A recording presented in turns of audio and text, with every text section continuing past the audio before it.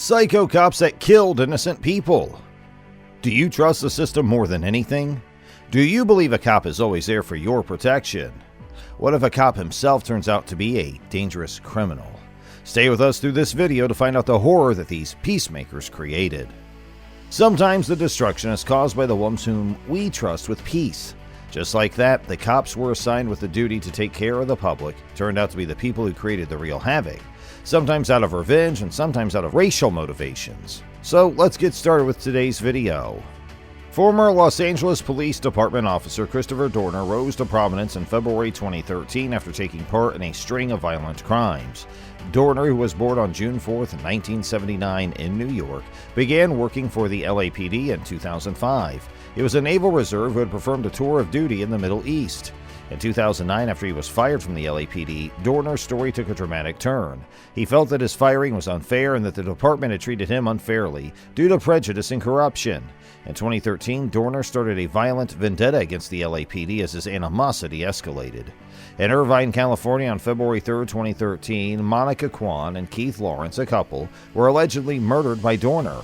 Randall Kwan, a former LAPD captain and attorney, had defended Dorner during his termination procedures, and Monica Kwan was his daughter.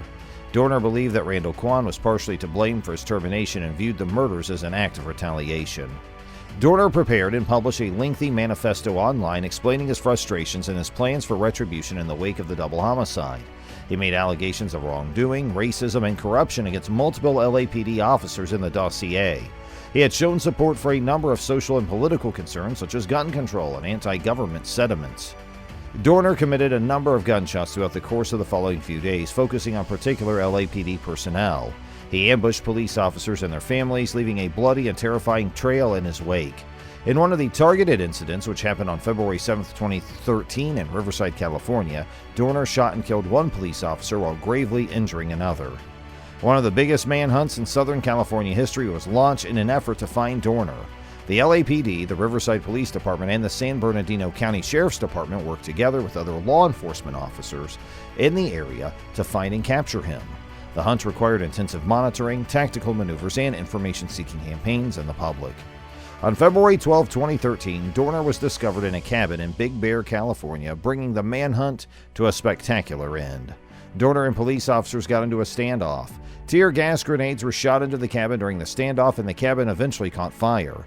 A single gunshot rang out from the inside as the building was consumed by fire. Authorities established that Dorner died from a self-inflicted gunshot wound after he was found dead in the burned-out cottage. Christopher Dorner's actions stunned the country and spurred intense discussion and debate about police misconduct, corruption, and racism.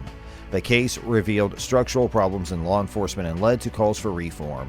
Despite widespread condemnation of his conduct, Dorner's narrative served as a warning about the dangers of unrestrained grudges and violent acts.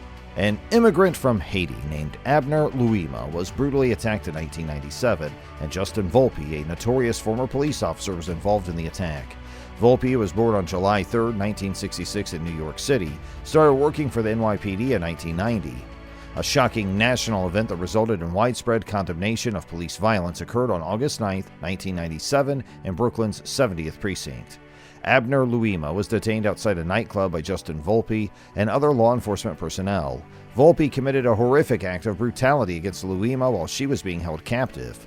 Louima was violently attacked by Volpe after being taken into the bathroom of the 70th Precinct. He used a broken broomstick to molest Louima in a sexual attack that left her with severe inside wounds that required many surgeries to treat. Louima suffered severe physical and mental injuries as a result of the assault. As soon as Abner Louima reported the assault, an investigation was started. Justin Volpe first denied any involvement but later admitted guilt. On August 13, 1997, he was taken into custody and accused of a number of crimes, including infringement of Louima's civil rights and obstruction of justice.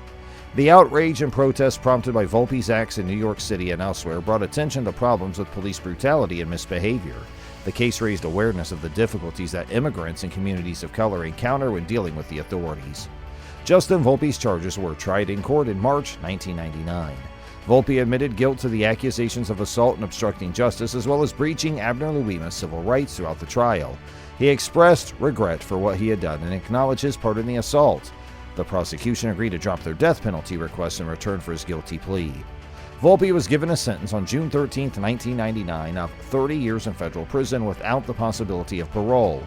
For obstructing justice, he was also given a further 5-year term. Volpe is aware of his actions and always feels negative about what he did, but he continues to live his life. He got married in a prison ceremony, and during the COVID-19, he asked for his bail, but his bail was denied by the judge.